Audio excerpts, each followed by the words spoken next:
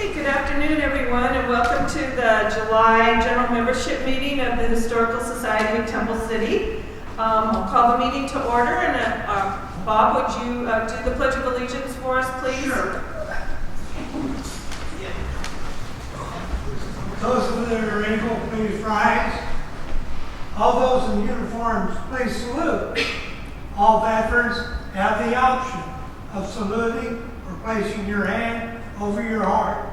All others, please place your right hand over your heart and repeat the Pledge of Allegiance along with me. I pledge allegiance to the flag of the United States of America and to the republic for which it stands, one nation, under God, indivisible, with liberty and justice for all. Thank you. Thanks, Bob. Thank you, Bob. You do a great job. Glad to have you. In the back of the room are the general membership meeting minutes from April 13th, 2025, board meeting minutes from March, April, May 2025, treasurer reports from April, May, and June 2025. Also a copy of our newsletter that just came out, and special thanks to our editor, Amir King, for doing that. And there's also a card back there, a picture of Carol Doherty, who passed away recently. So if you'd like to look at any of those items or have copies of them, they're in the back of the room. You're welcome to them.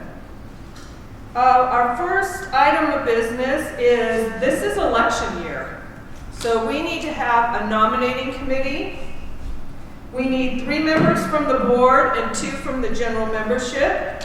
The people from the board who have volunteered are Don Tarrin, George Gould, and Mitzi Franco. So I need 2 volunteers from the general membership. Joanne? Thank you, Joanne. Any other takers? Scott?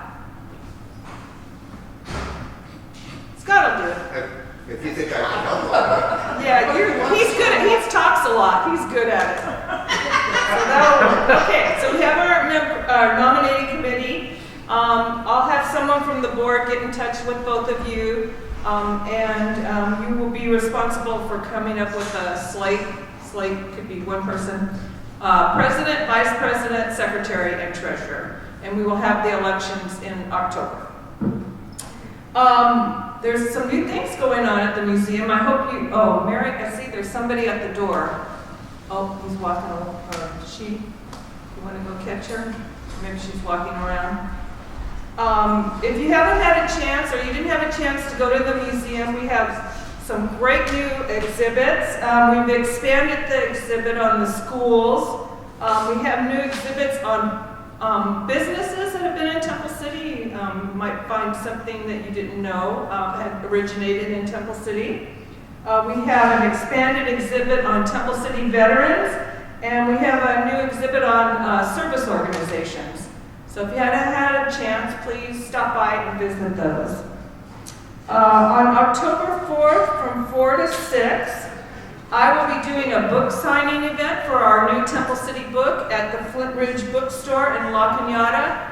Everyone's invited to come. I would love to see some friendly faces there. I've never done this before. I'm not quite sure how it's going to work, but anyways, you're all invited to attend. That's great, Donna. Yeah, thank you. An update on our building maintenance and repairs. Thank you to Frank Escudero. He replaced the lights in the back of the room. If you remember, they weren't working right, they were falling apart, and Frank replaced them with some low maintenance, energy efficient LED lights. So thank you, Frank, for doing that. Thank you. Also, I wanted to inform the membership that we have purchased new chairs for the hall. I got a call from the delivery company. They might come this week, maybe next week, but we will be getting new white folding chairs, similar to the type you see that are used for wedding receptions at other venues. So we're going to be getting rid of these chairs that are ancient and falling apart. And we want to try to sell them to see if we can get like $1 or $2 a chair out of them. So if you know anybody who's interested, I've already sold, oh, okay, Frank, I've already sold, John found someone who bought 30 of them, but we have about another 110 to go, so. The thing that'll be nice is these new chairs, they fold, so they won't take up as much space here. And that'll be really helpful, especially trying to get into the closet where the tables are. The other thing I wanted to inform the membership about, this is really exciting, hopefully it's going to happen, is we are working on redoing the landscaping in the front yard with low maintenance, low water usage plants. We're working with the Upper San Gabriel Water District. They have connected us with a contractor who is doing a design right now, and it'll be something that has a water retention element to it. But what's really kind of exciting about it and interesting is when they came out to meet with us, we were showing them around and they were measuring and looking around, and then they asked if they could come in the museum. And so they came inside the museum, and the person that's doing the designing, he said, you know, I went to Longdon, Oak Avenue, and Temple City High School. And so I pulled his yearbook out so he could look at it. So it looks like our yard's going to be designed by a Temple City High School graduate. So how big is that? I have a question. Yes. Do we get a grant for that, or? Yes, it's a rebate. So we'll get the rebate, and also that's not going to fund the whole thing. We have a family in town that is interested in doing a memorial to their parents, and so they have said they're willing to donate some money. So I think between the two of them, we'll be able to fund that. So that's why I say hopefully everything's going to fall into place, and we'll be able to have a nice, attractive front yard soon. Okay, are there any other questions about any business items? Yes, Carol? I just noticed that water's leaking. I noticed that too. It's the condensation. Well, the gutter is broken. Yeah, I saw that. That's Yeah, it's the condensation's running into the gutter, and the gutter's messed up, so yeah. Well, it's not running in the gutter now. It's just Yeah. running. Yeah, I did notice that. Thank you. I walked Another project. They got a little water. I was like, Oh, did you? As long as it's cool. yeah, it was. Most people just avoid it. Okay, well, I'm sorry if you've had enough of me already, but you're stuck with me for the rest of the program, because I'm going to be doing a program today about women in Rotary and the Duarte Rotary Club. It's hard to believe that less than 40 years ago, women were prohibited from joining service organizations such as Rotary, Kiwanis, and Lions Club. It's even harder, I think, to believe that the impetus for changing how women worldwide could serve their communities came from right here in the San Gabriel Valley. And it all started with a small club in Duarte, California. I'm going to start my presentation by showing you a video that tells the story of the Duarte Rotary Club's journey to allow women to join traditionally all-male clubs. And then afterwards, I'll fill in some of the details for you.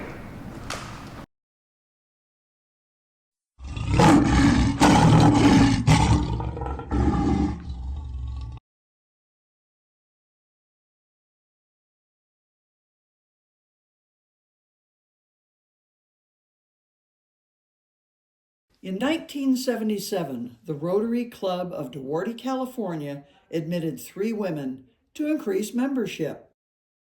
In 1977, Rotary International discovered the women members.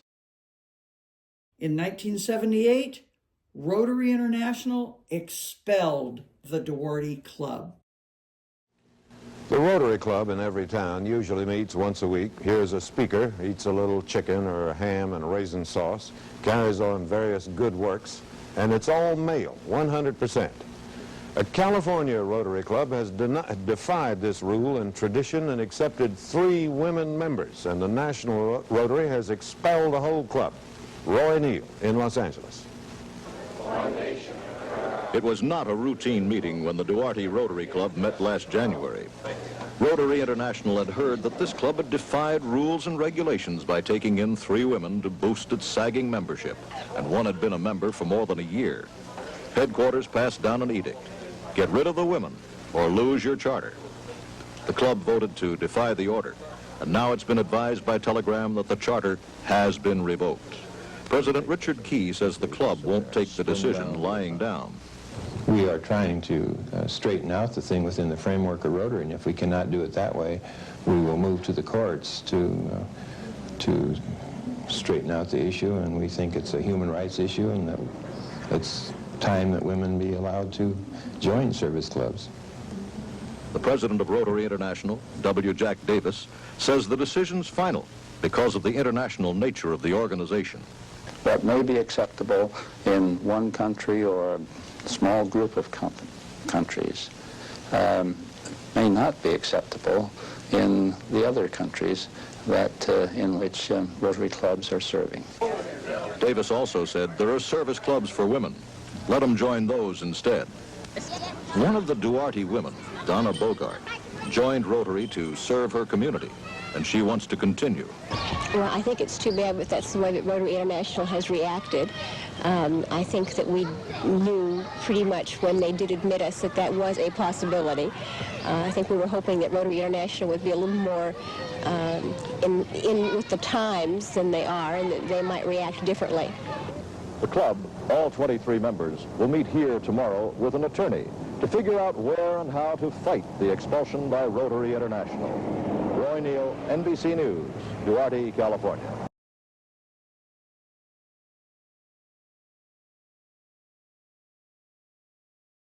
Luke McJimson, Mount Olive High School principal, went to Tokyo to appeal the expulsion. There are an estimated 800,000 members of 17,500 Rotary clubs in 152 nations. 4 of those members were women. And that, said Rotary at its international convention in Tokyo, was the problem, as Miriam Bier reports from Duarte, California. An emissary from Duarte, California, pleaded his chapter's case, seeking to reverse its recent expulsion for admitting women against Rotary constitutional rules. We are not trying to force female on Rotary International, so let's not confuse that issue. We are only seeking for self-determination. Women in a Rotary club on a local option. McJimson concluded his remark with what would follow if the Duarte Club was expelled. It's coming. It has to come. It has to be equal rights for all. So why make us a scapegoat? Let us continue to work with you. The eyes of the world all over are waiting on this decision. Can't we be together? Do we have to fight this in court, lose valuable time and money, when we can grow and continue to strengthen ourselves in the great organization which we are part of? Isn't this the right way to go? We are never going to agree 100% together. We will never. But we can always profit from each other, continue to change. The change is coming.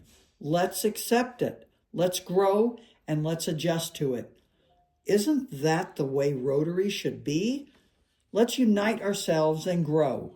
Continue to grow and make this organization greater than what it is today. I thank you. But 1,064 to 34, the International Convention voted to back the ouster. Here at home, the 25 dissidents now call themselves the X-Rotary Club of Duarte and say they're not done fighting. Their plan? To challenge Rotary's tax-exempt status in the California courts on grounds of sex discrimination. The bedroom community of Duarte is considered an unlikely spot for rebellion, but the ex-Rotarians say they have no choice. Women are a growing part of the professional community, and the club roster was shrinking until women were invited to join about a year ago. 4 new members who refused to resign. I wouldn't let our men down for anything because they have gone out on this limb. No, I certainly wouldn't. Not unless they ask me, and I don't believe they will. The next chance to change the International Rotary rules comes in 1980. But Duarte X-Rotarians say the only way they'll have a say then might be through a friendly chapter that hasn't been drummed out. Miriam Bier, CBS News, Duarte, California.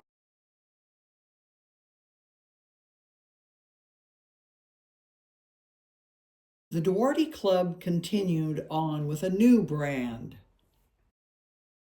and filed suit against Rotary International. The club received an Unsung Hero Award by the Los Angeles County Human Relations Commission for their stand for human rights for everyone. Duarte X-Rotary could not participate in Rotary International service projects, so they focused on service within the community. In 1982, Dr. Sylvia Whitlock joined the Duarte X-Rotary Club. The litigation in 1983, Rotary International prevailed in the Superior Court. In March 1986, the California Court of Appeal reversed in favor of Duarte, with the club regaining its membership pending a successful appeal. Court of Appeal decision excerpts. Incredibly, 14 years before the start of the 21st century and 210 years after the signing of the Declaration of Independence, we still find ourselves having to write an opinion defending the right of American women to equal opportunity in a secular organization of approximately 20,000 clubs with more than 900,000 members. In reference to Rotary International's four-way test, number 1, is it the truth? Number 2, is it fair to all concerned? Number 3, will it build goodwill and better friendships? And number 4, will it be beneficial to all concerned? The court stated, International's discriminatory policy towards women clearly violates this test and evidences International's failure to practice toward women the fairness to all that it preaches. In May 1986, Rotary issued a statement authorizing an appeal to the U.S. Supreme Court. Cracks soon appeared. The San Francisco Club admitted Mayor Feinstein as an honorary member. A Seattle club admitted women. Both clubs supported Duarte at the U.S. Supreme Court. Rotary clubs. Should women be permitted to be members of the all-male Rotary Club, or do state laws aimed at allowing women to join Rotary clubs violate the rights of Rotarians everywhere? Those questions were presented to the U.S. Supreme Court today, as Bob Shackney reports. My country 'tis of these. Membership in Rotary clubs, according to the organization's long-standing rules, is limited strictly to businessmen, not businesswomen. But the Rotary Club in Duarte, California admitted 3 women and went to court to challenge the male-only rule. And that's the case that ended up in the Supreme Court today. There is not an affirmative right to discriminate in arenas that are business-like. No more than a business has a right to discriminate, neither does Rotary International. I think it's a matter of the First Amendment. People are entitled to associate with those whom they choose to associate. The issue before the justices, does California law against sex discrimination apply to Rotary clubs, or are Rotary clubs private organizations with the right to set their own rules? In their questions, a number of justices seemed to be suggesting this was a case for California courts, not the Supreme Court. But the attorneys argued there were larger constitutional issues at stake. The argument deeply divides Rotary clubs. A number of West Coast clubs have admitted women, but there is die-hard resistance. The justices left open the possibility they might avoid any broad constitutional ruling on this particular Rotary club case. But if they do, the sex discrimination question will not go away. Lawyers who argued before the court today say the same issue is before the Kiwanis clubs, the Lions clubs, and even possibly the Boy Scouts. Robert Shackney, CBS News at the Supreme Court. On May 4th, 1987, the court ruled in Duarte's favor. This is World News Tonight, NBC Nightly News with Tom Brokaw. Good evening. This is the CBS Evening News. Dan Rather reporting. Rotary clubs are all male, but apparently not for much longer. There has been a major ruling on sex discrimination from the Supreme Court. The justices decided that states may require Rotary clubs to admit women. The question now is how far this decision, which begins in Duarte, California, will reach. We had no choice. At a recent breakfast meeting, members of the Duarte, California Rotary Club recalled how their club was expelled from the international organization after they showed up at a regional meeting with women members. The Duarte Rotary Club, who was being honored that night, stood up. 3 women members stood. And a week later, the fan was disturbed. 3 years ago, the Supreme Court ruled in a Minnesota case that another service organization, the JCs, had to admit women under state anti-discrimination laws. But Rotary International argued that the ruling did not apply to its 20,000 clubs worldwide. It said it was more selective than the JCs because it generally accepts only 2 members in each occupation and should be regarded as entirely private. Today, the Supreme Court unanimously rejected that argument.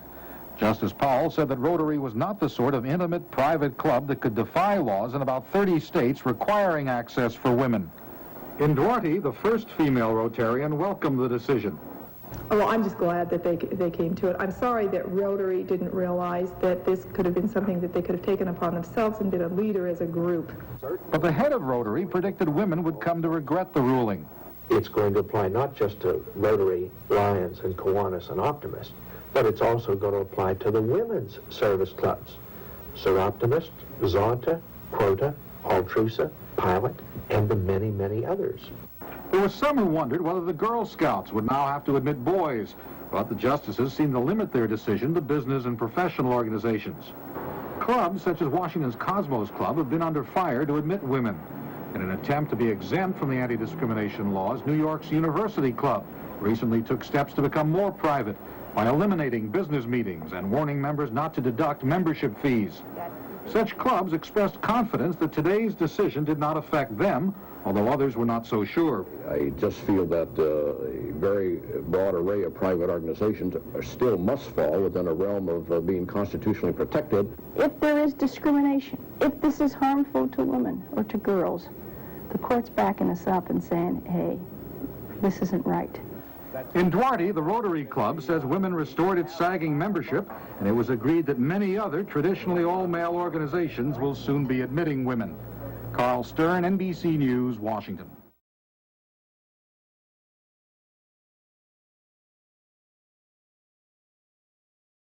The ruling's reach soon became apparent. Right away, Kiwanis and Lions quickly decided that they were admitting women, and then soon after that, Rotary also decided they were admitting women. So they, in effect, gave us more than we asked for. But of course, if they hadn't, they would have had to write off California, and they weren't about to do that. In 1987, Dr. Sylvia Whitlock became president of the Rotary Club of Duarte. Dr. Sylvia Whitlock on the Mouse That Roared. All Rotary clubs have little banners that they exchange and trade with other clubs, and they usually have something about their city, like Foothill City or Empire State City or whatever. And when I went to Dr. Sue's conference that spring, the then district governor had just announced that Rotary International was appealing this case to the United States Supreme Court. And he said, we have every reason to believe that we're going to win it. This is just the case of the mouse that roared. So I wrote it down and went back to Duarte, and it's on our banner. Duarte Rotary Club, the mouse that roared. Council on Legislation, Singapore, January of 1989. Enactment 89-54 to eliminate the requirement that membership in Rotary clubs be limited to males. The issue today is quite simply whether we shall have uniformity among Rotary clubs of the world on the issue of membership based on gender. I was selected by the board to make a presentation on behalf of the board. I felt that we had to obey the Supreme Court decision of the United States, since Rotary has its headquarters in the United States. This male-only provision in the bylaws is a great indictment on all of us. It's an indictment of bias, prejudice, and discrimination. This enactment, if passed, will give the right of the minority in clubs to force their wishes on the majority. Opposed to the motion, please stand. Oh, there were feelings pro and con, but at the end of the day, the majority feeling was that the time was ripe to let in women. For the motion, 328. Against the motion, 117. Therefore, 8954 is adopted.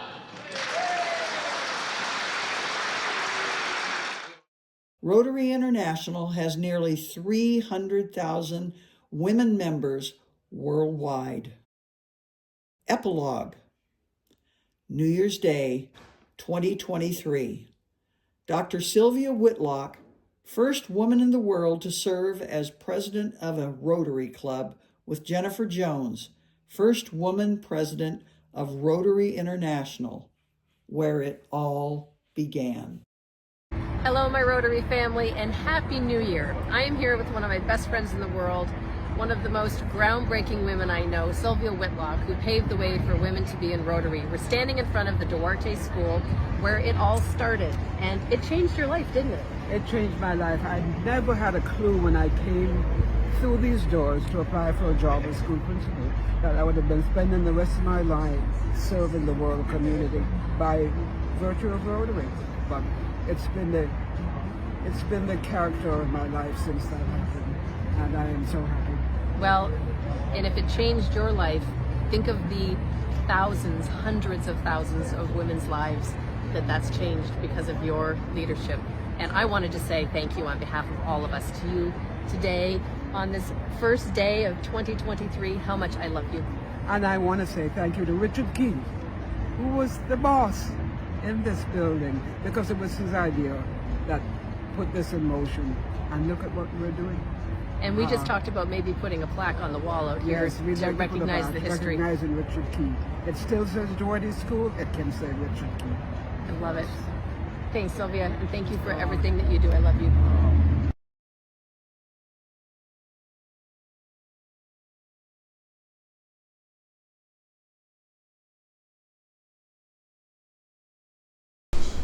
As you can imagine, when Duarte International informed the Duarte Rotary Club that they could not continue to have women in the club, the club did not have the resources to take Rotary International to court. So you heard several references about having an attorney, can you imagine like a service club having enough money to pay for that? Fortunately, there was a Rotarian in the Arcadia Rotary Club who was an attorney, and he offered his services to assist the club pro bono. His name was Sanford Smith, and after a while he realized that this case was potentially more than he could handle, so he enlisted the services of the ACLU. And the ACLU saw this case through for the 9-year court battle, and they paid all the expenses because there's no way the Duarte Rotary Club would have ever been able to pay for that.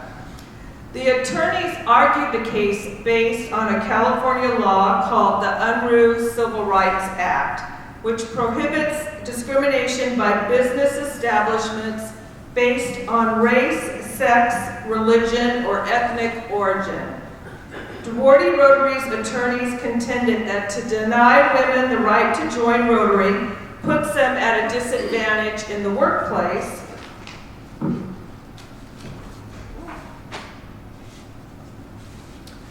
because at the time many employers encouraged their male employees to join service clubs and even paid their dues. Dues were often written off on income tax returns as business expense, and Rotary even had a requirement that allowed that required that people be from a specific profession and only certain number from each profession could join the club. So it was very business-based.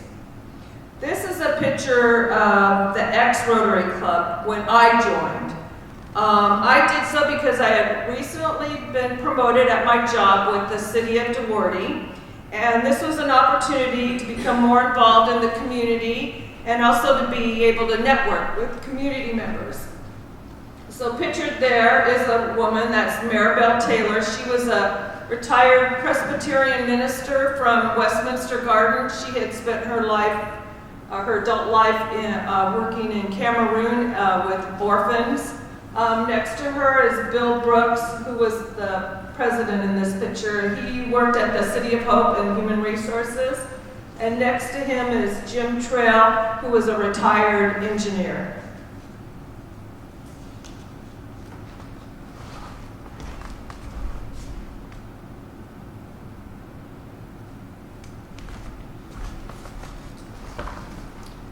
When the United States Supreme Court ruled in favor of the Duarte Rotary Club, it was a media frenzy.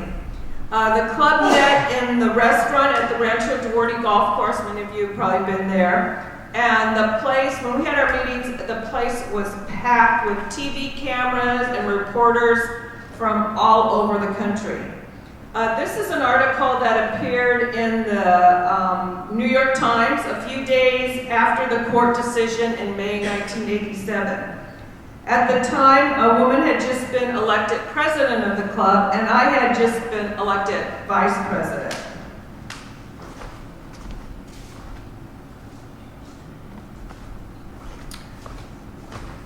This is a brochure from when I attended Rotary's President-elect training seminar. That was required of all incoming presidents, was to attend this weekend program. When I attended it, there were 350 men and me. I like to joke, for once I went to a conference and I didn't have to wait in line to get into the bathroom. All the women can relate to that, right?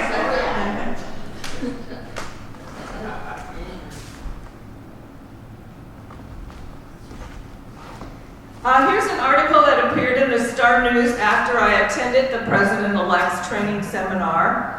And one of the questions I'm often asked is, how was I received by the men? As you can probably guess, some were very welcoming. So much so that they want their picture taken with me. They even asked me for my autograph. It was really kind of weird. And then there were others who gave me the cold shoulder. And for the ones that weren't too happy with a female in the group, I just tried to kill them with kindness and be cognizant that this was a big change for them and that it was going to take time and they needed their space to adjust.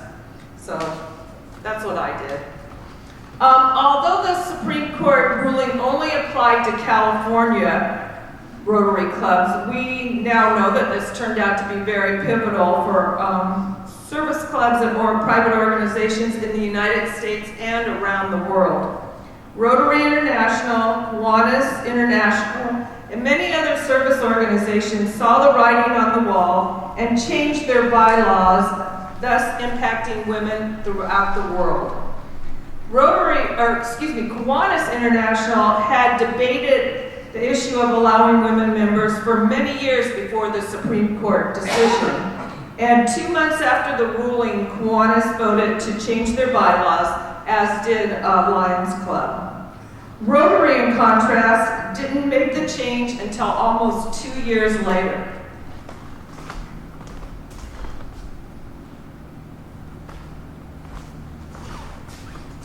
This is a page from a magazine that Rotary puts out called The Rotarian. It's June 1988, and I'll read it to you because it's really hard to see.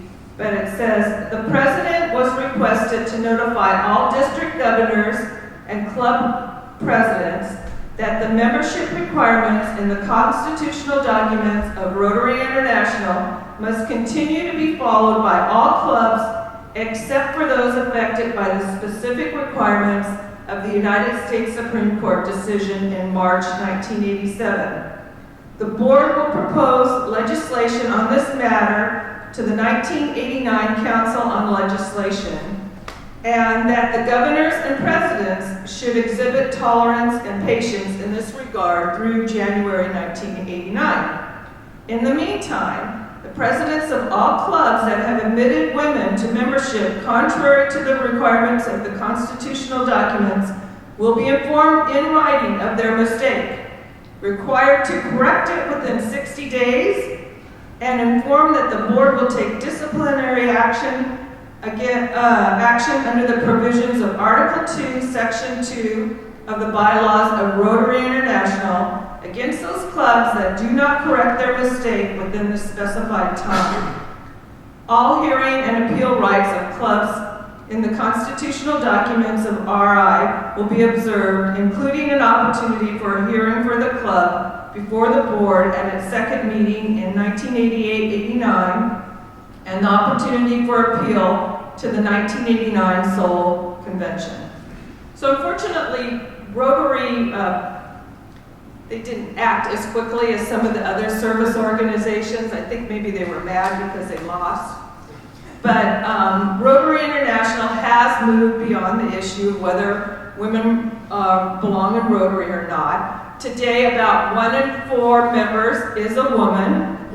And a couple of years ago, as you saw, Rotary had its first woman international president.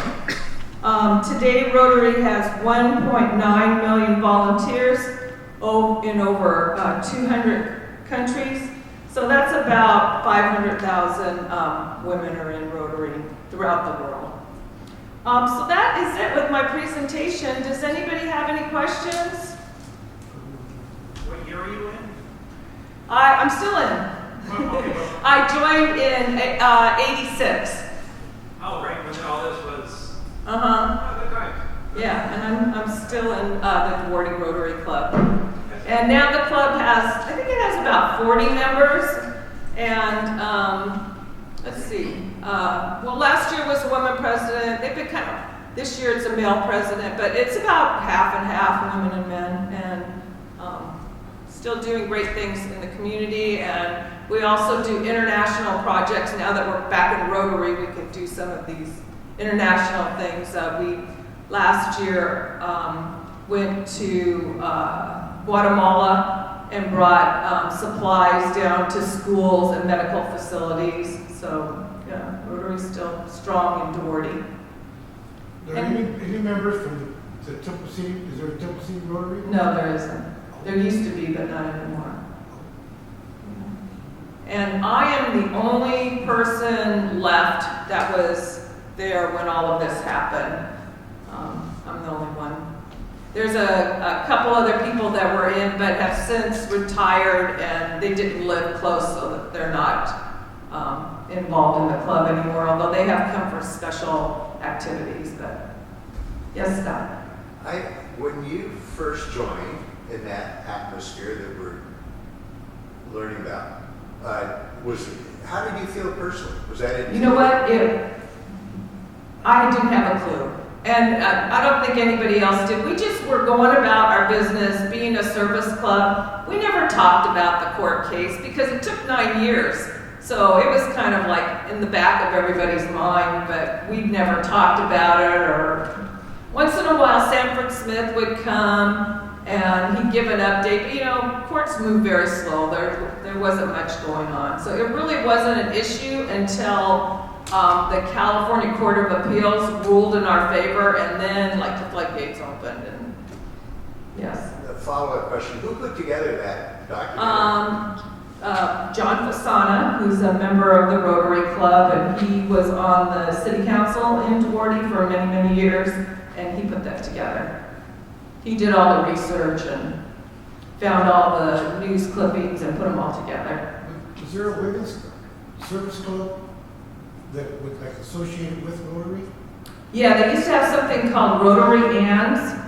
That was the wives, but the wives, you know, they didn't do joint projects. I think maybe the wives, I don't know what they did. We didn't have one. Maybe they supplied refreshments for the men's meeting. I don't know what they did. Make coffee. Yeah. Cleaning. Yeah, maybe cleaned up after him, I don't know. Any other questions? Well, thank you everybody for attending. I really appreciate it. And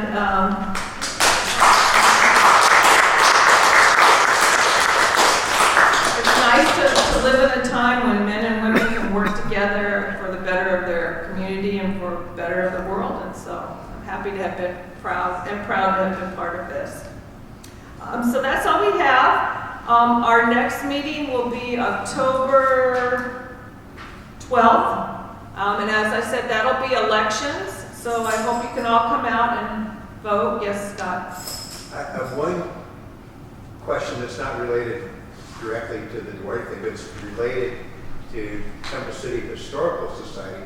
The book that you put together by whatever publishing firm that is, I've been 3 places now where they have the books for all the other local communities, but not Temple City. Is there a way to follow up on that? I'll tell you where they are. One's really unlikely. It was Mission Hardware on Valley Boulevard, way over in Rosemead, I guess.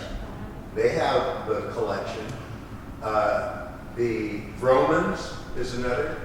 And I was at the Huntington Library, and their gift store has everybody else's, but they don't have Temple City's.